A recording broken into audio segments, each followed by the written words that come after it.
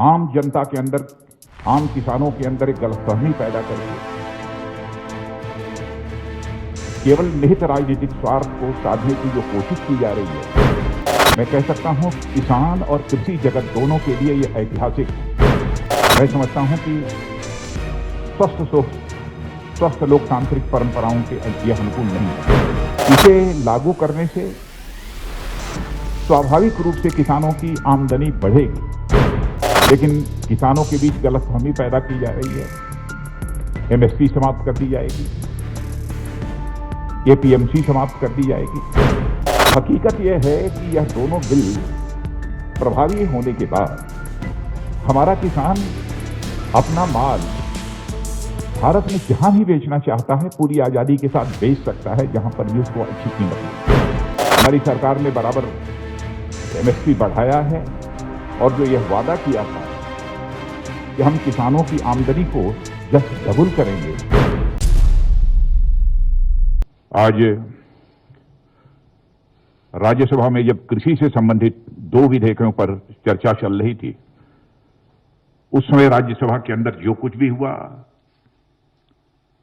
वह जहां दुखद था वही दुर्भाग्यपूर्ण था, और इससे भी आगे जाकर मैं कहना चाहूंगा कि वह अत्यधिक शर्मनाक था। मैं जानता हूं कि संसद की कार्रवाई सुचारू रूप से चलाने के लिए जहां पर सत्ता पक्ष की जिम्मेदारी बनती है, वहीं पर विपक्ष का भी सहयोग अपेक्षित है।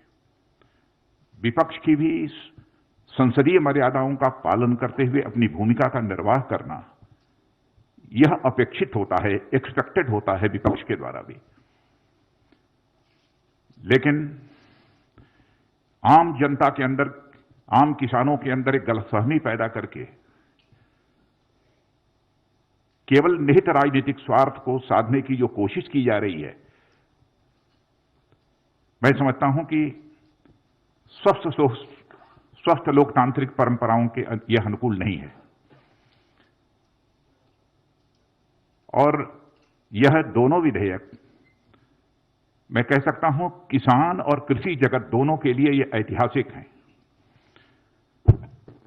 इसे लागू करने से स्वाभाविक रूप से किसानों की आमदनी बढ़ेगी, लेकिन किसानों के बीच गलतफहमी पैदा की जा रही है। एमएसपी समाप्त कर दी जाएगी, एपीएमसी समाप्त कर दी जाएगी। हकीकत यह है कि यह दोनों बिल प्रभावी होने के बाद हमारा किसान अपना माल भारत में जहां भी बेचना चाहता है पूरी आजादी के साथ बेच सकता है, जहां पर भी उसको अच्छी कीमत मिले। न तो एपीएमसी समाप्त हो रही है और न तो एमएसपी समाप्त हो रही है। इसके पहले भी हमारी सरकार ने बराबर एमएसपी बढ़ाया है, और जो यह वादा किया था कि हम किसानों की आमदनी को जस्ट डबल करेंगे, तो उस लक्ष्य को काफी हद तक हमने हासिल करने में भी कामयाबी हासिल की है, लेकिन हम इसे और आगे ले जाना चाहते हैं। लेकिन जैसा मैंने कहा कि डिप्टी चेयरमैन राज्यसभा के, उनके साथ जो दुर्व्यवहार हुआ है, प्रत्यक्ष सारे देश ने अपनी आंखों से उसे देखा है। हरवंश जी पत्रकारिता क्षेत्र में लंबे समय तक उन्होंने काम किया है और लोग अच्छी तरह परिचित हैं। मूल्यों में विश्वास रखने वाले, वैल्यूज के प्रति कमिटमेंट, एक ऐसे व्यक्तित्व के रूप में उनकी छवि रही है। लेकिन सीधे उनके आसन पर तक चले जाना, और आसन तक जाना ही नहीं बल्कि आसन पर जाकर खड़े हो जाना, वहां पर जाकर रूल्स बुक को फाड़ डालना, और इतना ही नहीं है, वहां पर पहुंचकर रूल्स बुक को फाड़ना और अन्य भी जो कागजात रखे हुए थे उसे भी फाड़ देना और आसन के ऊपर चढ़ जाना। जहां तक मैं जानता हूं, मैं कह सकता हूं कि संसदीय इतिहास में कभी ऐसी घटना न तो लोकसभा में हुई है न राज्यसभा में हुई, और राज्यसभा में होना तो यह और बड़ी बात है। राज्यसभा को हम हाउस ऑफ एल्डर्स कहते हैं। संसदीय परंपराओं में विश्वास रखने वाला कोई ही व्यक्ति निश्चित रूप से इस प्रकार की घटना से आहत होगा। आज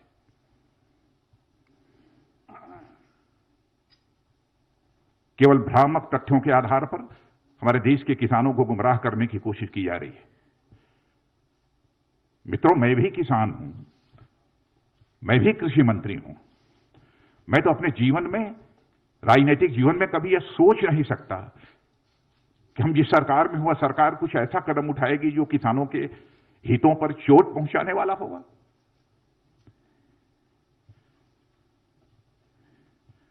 जो कुछ भी हुआ है वह संसदीय गरिमा के अनुरूप नहीं हुआ है।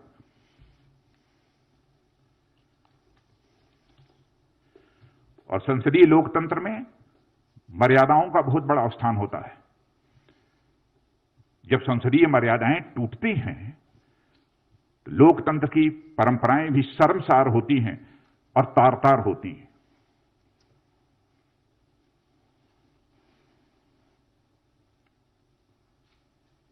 और कुछ सांसदों के द्वारा उपसभापति जी के साथ जैसा आचरण किया गया है उसकी जितनी भी भर्त्सना की जाए वह कम है।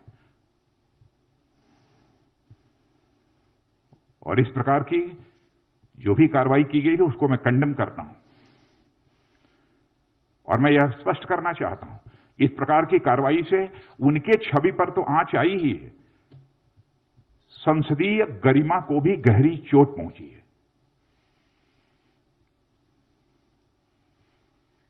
मित्रों, इस अवसर पर मुझे इतना ही कहना था।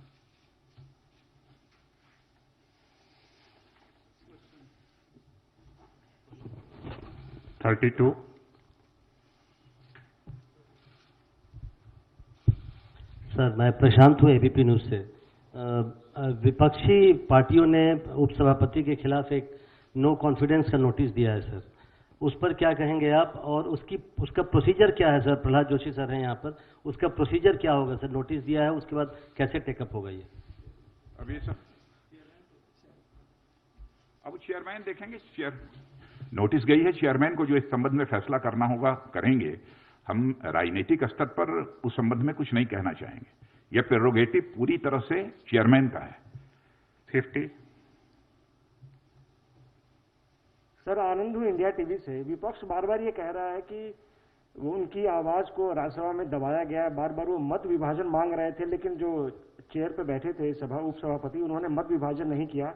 और साथ ही साथ विपक्ष बार बार एक तर्क ये दे रहा है कि जो सरकार अपनी कैबिनेट मंत्री हरसिमरत कौर को नहीं समझा पाई इस बिल के फायदे को, वो किसानों को और बाकी देश को क्या समझाएगी?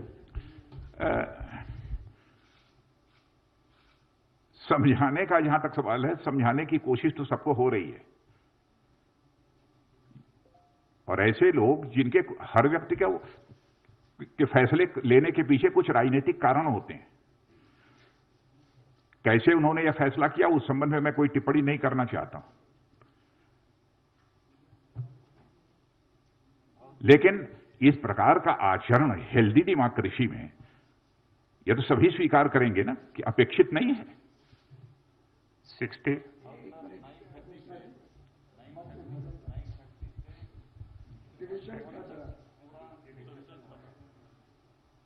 अब ये संसदीय कार्य मंत्री बतला रहे हैं कि 9:30 बजे से 1:30 बजे तक पूरा डिस्कशन चला है। अच्छा, दूसरी चीज, मान लिया उन्हें महसूस हुआ कि उनको इग्नोर किया गया, उनकी बात नहीं सुनी किसी, मान लिया। लेकिन मैं ऐसा मानता नहीं, लेकिन उनके हिसाब से भी हम माने तो क्या इस हेल्दी पार्लियामेंट्री डेमोक्रेसी में उस व्यक्ति को वायलेंट होना चाहिए, चेयर पर अटैक करना चाहिए? डिप्टी चेयरमैन के आसन पर चढ़ जाना चाहिए? क्या औचित्य है इसका? माइक तोड़ देना चाहिए? मित्रों, सचमुच मैं इससे आहत हुआ हूं। नेक्स्ट क्वेश्चन है सर, जो आपने प्रश्न किया डिवीजन का, जिस समय वाइस चेयरमैन साहब जो उनकी अलग अलग अमेंडमेंट्स थे उस पर वो डिवीजन के लिए उन्होंने कहा, उस समय वो सारे लोग जो है वो बेल में थे। और वहां हंगामा ही नहीं कर रहे थे, सारे माइक्स तोड़ डाले थे और माइक्स तोड़ करके हाथ में लेकर के, और एक तरह से वायलेंट अप्रोच था उनका। उस समय अगर वो वायलेंट थे तो उसमें अगर वो किसी भी तरह के पार्लियामेंट्री डेकोरम की बात कर रहे हैं तो निश्चित तौर से बिल्कुल गलत है। और बार बार जो है वो वाइस चेयरमैन साहब ने कहा कि आप अगर डिवीजन चाहते हैं तो आपको अपनी सीट पर जाना ही चाहिए, लेकिन कोई नहीं गया, बल्कि जैसा कि आदरणीय राजनाथ जी ने कहा कि वो तो जो हमारे जो राज्यसभा के स्टाफ के लोग थे उनकी मेज पर थे, एक दूसरे की कंधों पर जो है वो नारेबाजी कर रहे थे।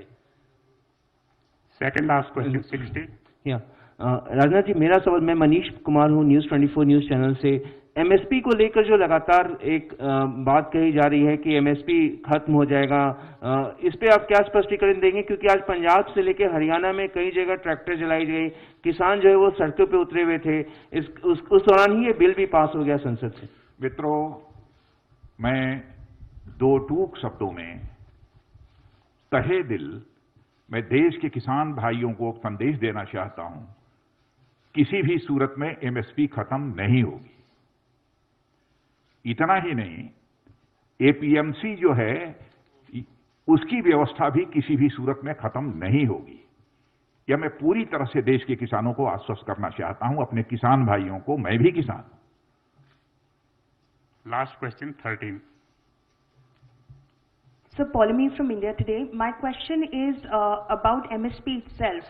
Swadeshi Jagran Manch as well, for instance, has said that why can't you write it into the act itself, guarantee MSP and guarantee that if anyone tries to buy produce at a price lesser than MSP, then it will be deemed illegal.